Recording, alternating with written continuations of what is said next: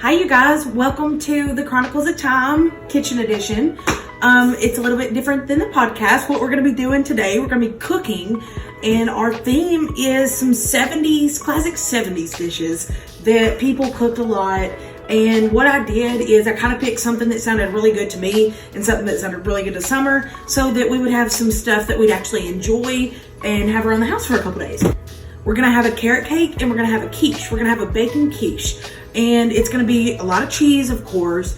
And we have, today we're sipping on some sweet tea with the merch. We got the mug out. Let's get started. So today we're going to do some 70s dishes. The reason that I chose the 70s is because this is a little hint for next week's episode.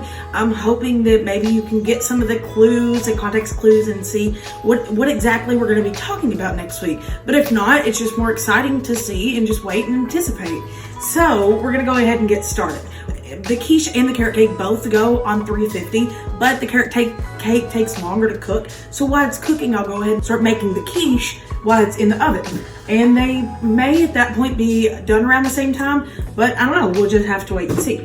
So what we're gonna do first, it said to preheat the oven. So I went ahead and did that before we started, that way I wouldn't have to take forever. It's supposed to be preheated at 350, and it said to get some shortening and cover the bottom of the pan. So that's what I've already done. Before we got started, I went ahead and did that. And I went ahead and got all the ingredients measured out beforehand, because I don't think you all just want to sit here and watch me measure a bunch of ingredients for 30 minutes. All right, but let's go ahead and get started. And in a large bowl, we're going to beat our sugar. Let's see. We have some sugar right here. Sugar. Pour in your oil, and then we need, for this recipe, we're gonna have to do 3 eggs. I have 3 eggs right here. Okay, and then it says to go ahead and put these in the bowl and then mix them. That's what we're gonna do.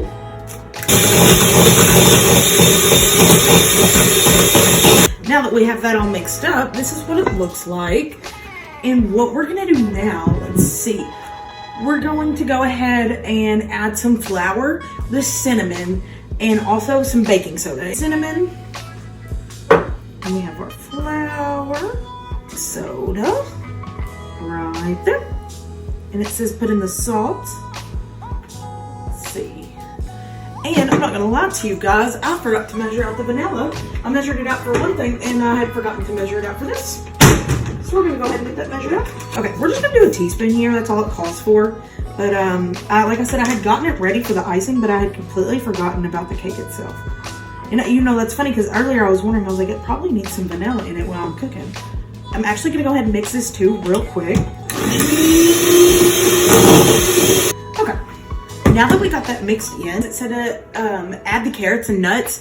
I do not like nuts. I'm talking like do not like them. I don't even want to eat around them. So I just decided I'm not going to put any in there. But if you're making carrot cake and you're going to take it somewhere, usually people like nuts in it. I just am very picky and I don't like them. So I'm not going to put them in there. So we're going to go ahead and add those in there.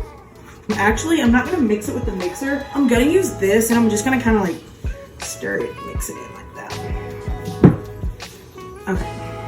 Just kind of get it. I've never made a carrot cake before, and whenever I was a kid, I didn't like to eat them because I was like, why would someone put carrots in a dessert? Kind of the same way about pumpkin as a kid.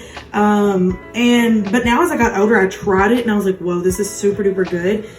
And so, I don't know, I really like it. I say that, and then I'm going to eat it later and I'm going to be like, I do not like this. But I don't know. I really think I'm going to like this and enjoy it. If not, we'll pass it off to a pal. We won't throw it away. But now that we have this mixed up, let's see where we should go next. Let's see what we should do.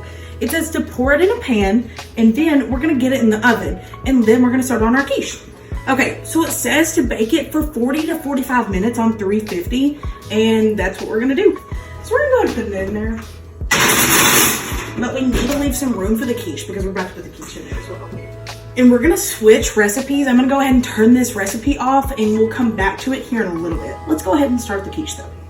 Okay, well, we're gonna substitute the hamburger for bacon because I already had it. And I was like, well, I'm not gonna go buy some hamburger if I already have some bacon. And so that's what we're doing. Let's go ahead and get started. I have all my ingredients for this over here. I don't think you guys can quite see them as well, so I'll try and mix them over here. So we're gonna make the crust for the quiche first. It says to cut in the flour, and this is for the crust, you guys. We're gonna cut in the flour.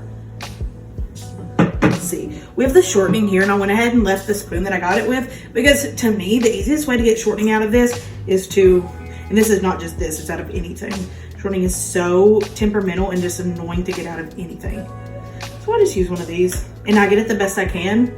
And I just don't even try to worry about the rest, because if I worry about every little thing, I'm gonna be stressed. And cooking is supposed to be relaxing, so we shall see. Okay, so it says to cut in the flour, the shortening, and some salt. So we're gonna put that in there. Do this until it looks like sand. So I think we're about ready. And it said to add some cold water in there, so that's what we're gonna do. We're gonna add 3 tablespoons of cold water, and then it says to stir with a fork until a ball is formed. So that's what we're gonna do. But if you all have any suggestions on what we should cook, I want to start doing these videos, because I like to cook, but I love American history, and I was like, well, I could go ahead and just combine the two and make a hobby out of it. So if you all have like anything in particular you want me to make, we could do that when we talk about an episode. Or what we could do is we could do another decade like this. We could do the set. I could pick out some more food from another decade. Pretty much whatever y'all want to do. I just want to have fun and enjoy the stuff that I make, and that's pretty much it. So we're gonna go ahead and roll this out, and what I always do before I roll out anything, I go ahead and put some flour down on my surface.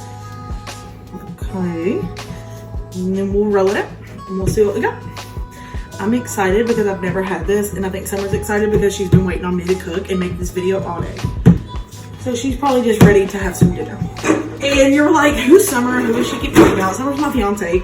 She's actually on some episodes with me. If you want to go listen, she's on Roanoke, and she's really fun, but she's also really busy, so I can only get her on the podcast every once in a while. She just has a really busy schedule working and going to school, and I'm beyond proud of her. Okay.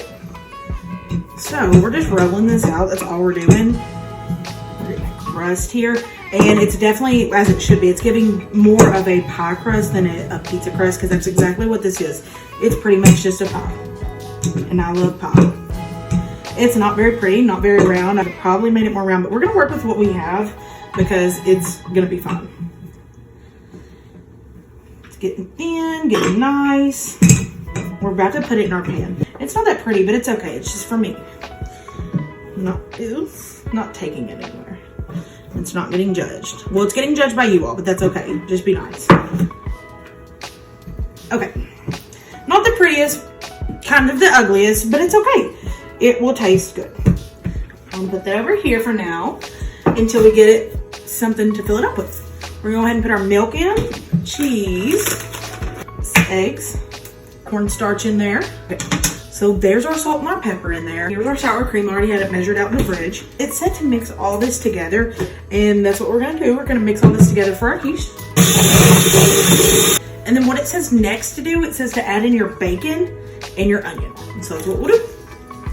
And I went ahead and cooked this bacon earlier, and I went ahead and sauteed the onion too, just in case. So it takes a while. And so there's our sauteed onion. And when I said earlier, literally like 5 minutes before I started recording. This smells delicious right here. And what you could do, if you're ever having like a brunch or anything, you could take this to your brunch. It's a little late right now, who cares? But we're gonna have it for dinner. That's what we're gonna do. We're just gonna pour it in. Okay. Make sure everything's all good and even in there. But that's what it's gonna go in the oven looking like. And let's see, it says bake at 350 for 25 minutes or until the quiche is set. So we're gonna go ahead and put that in, and then we'll start on our icing for our carrot cake. Ooh, that carrot cake is smelling too good in there too. So we're gonna put the butter in here, and it's, whoops, here's some cream cheese. It says be cream cheese, butter, milk, and vanilla. And I have my vanilla right here, but we're gonna go ahead and mix this together. I'll update you guys whenever they get out of the oven and when we go to ice the carrot cake. Okay, she just came out of the oven, and this is what she looks like before I ice her. There's our quiche, and I think the quiche is done, so let's get it. Alrighty, y'all. This is what she looks like. She looks nice and done. You can see all the salt and pepper in it, and it looks so good. So this is the final of the quiche, and I'm really excited to try it. I was skeptical while I was making it, but it actually smells and looks delicious. So I'm really, really excited. I'll show y'all whenever I get it cut up too.